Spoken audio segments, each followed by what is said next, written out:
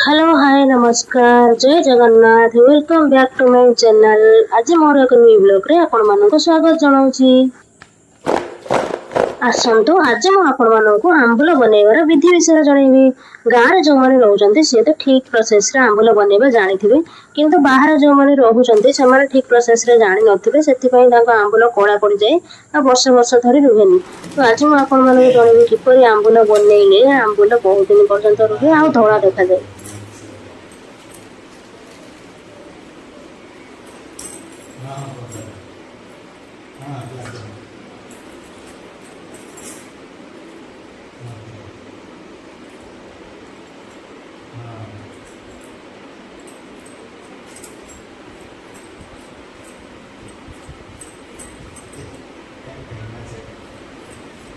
କାଲି ରାତିରେ କ'ଣ ଆସିକି କଣ୍ଢେଇ ଆସିବ କୁହନ୍ତି କେଉଁଠି ଘର ଠିକ୍ କର।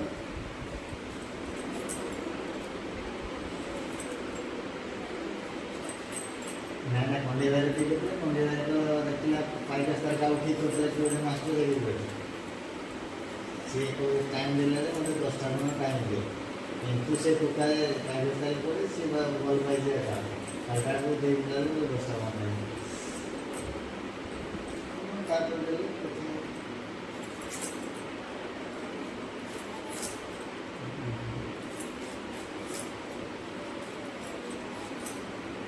ନା ନା ମୋ ପଇସା ଜିନିଷ ଫାଷ୍ଟ ଶହେ ଖଣ୍ଡ ଦେଇନାହାନ୍ତି ଡାଉନ୍ ପାଇଁ ନାହିଁ କହିଲା ଫାଷ୍ଟ ଆମ ପାଇଁ କରିନଥିଲେ ପଛରେ ଦେଇଦେଲେ ତାହେଲେ ଲୋକଟା ମୁଖ୍ୟମନ୍ତ୍ରୀ ଲାଗିଥିଲା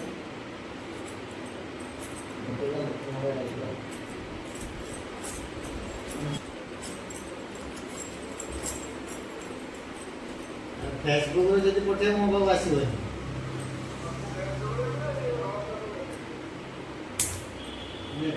ଫେସବୁକରୁ ଆସିଥିଲେ ମୋ ପାଖକୁ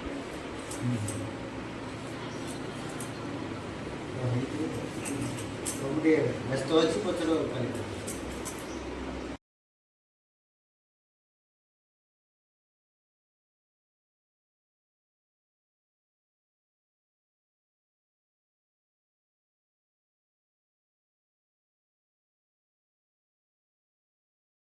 एमती भाव सब आंबुल को चोपा छड़े 2 फाड़ कर काटी नेली, ता भीतर थिबा कोइल को बाहर कर देली।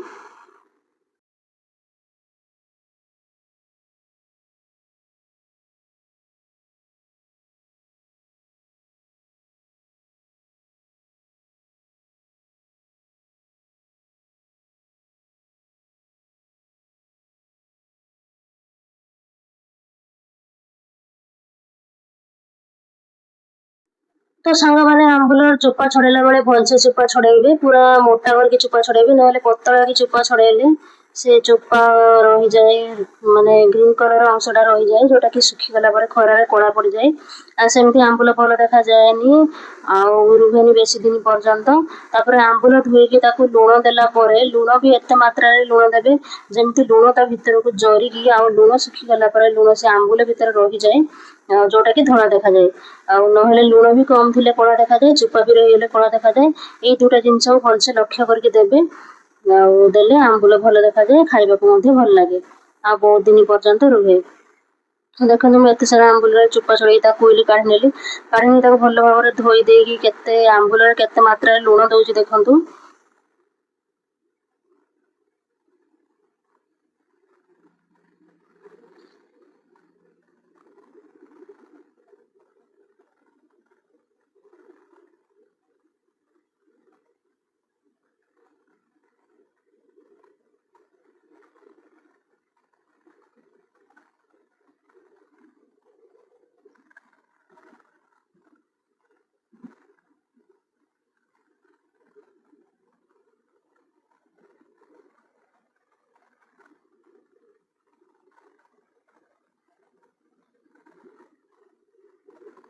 आंबुल लुण को भल भाव गोल ढांकी रखीदे 2 दिन पर्यंत, लुण पानी बाहर बहुत सारा आउ से लुण पानी को आंबुल लुण पूरा जरिकी तार पानी अंश बहुत बाहर।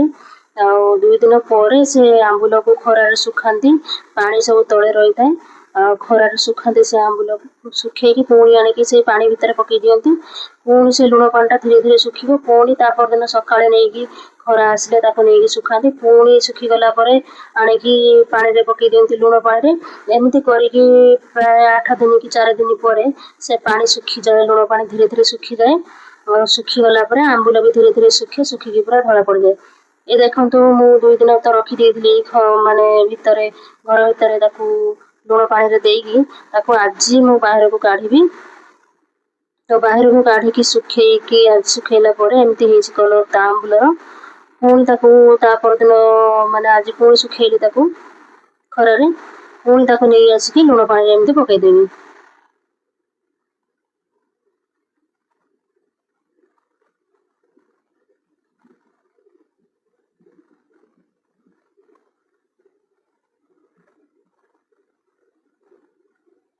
ପୁଣି ତାକୁ ସବୁ ଆମ୍ବୁଲକୁ ତୋଳି ନେଲି, ଅଧା ଶୁଖି ଯାଇଛି। ତାକୁ ପୁଣି ଲୁଣ ପାଣିରେ ପକେଇଦେଲି। କାଲି ପୁରା ଆମ୍ବୁଲ ରେଡ଼ି ହେଇଯିବ, ଲୁଣ ପାଣି ସବୁ ତା ଭିତରକୁ ପଶିଯିବ, ମାନେ ପିଇଯିବ। ତାପରେ ଆମ୍ବୁଲ ପୁରା ଶୁଖିଯିବ। ଆଉ ମାତ୍ର 1 ଦିନ କି 2 ଦିନ ଖରା ଲାଗିବ ଆମ୍ବୁଲ ଶୁଖିବା ରେଡ଼ି ହେବା ପାଇଁ। ଟିକେ ଆମ୍ବୁଲ ନରମ ଥିବ, ମାନେ ଅତି ବି ଖରାରେ ଶୁଖେଇ ଦେବେନି ଆମ୍ବୁଲ, ଯୋଉଟାକି ମାନେ ପୁରା ଚୋପା ସହିତ ଆମ୍ବୁଲ ଲାଗିଯିବ। ଆଉ ତାକୁ କମ୍ ମାନେ ଟିକେ ଥିବ ନରମ, ସେ ଆମ୍ବୁଲକୁ ଡବାରେ ଭର୍ତ୍ତି କରି ରଖିଦେବେ। ତ ମୋର ଆମ୍ବୁଲ ଏମିତି ପୁରା ଭଲ ଭାବରେ ହେଇଯାଇଛି। ଦେଖନ୍ତୁ ଆମ୍ବୁଲ କେତେ ସୁନ୍ଦର ହେଇଛି। ଆଉ ତାକୁ ମୁଁ ଡବା ଭିତରେ ରଖିଦେଲି। ଆପଣମାନେ ଏହି ପ୍ରୋସେସରେ ଆମ୍ବୁଲ ବନାନ୍ତୁ, ଦେଖିବେ ନିଶ୍ଚିନ୍ତ ଆମ୍ବୁଲ ଆପଣଙ୍କର ଭଲ ହେବ। ଆପଣମାନଙ୍କୁ ଭିଡ଼ିଓଟି କେମିତି ଲାଗିଲା କମେଣ୍ଟରେ ନିଶ୍ଚୟ ଜଣାଇବେ। ଯଦି କିଏ ମୋ ଚ୍ୟାନେଲକୁ ସବସ୍କ୍ରାଇବ୍ କରିନାହାନ୍ତି, ସବସ୍କ୍ରାଇବ୍ ନିଶ୍ଚିନ୍ତ କରିଦେବେ। ରହୁଛି, ନମସ୍କାର, ଜୟ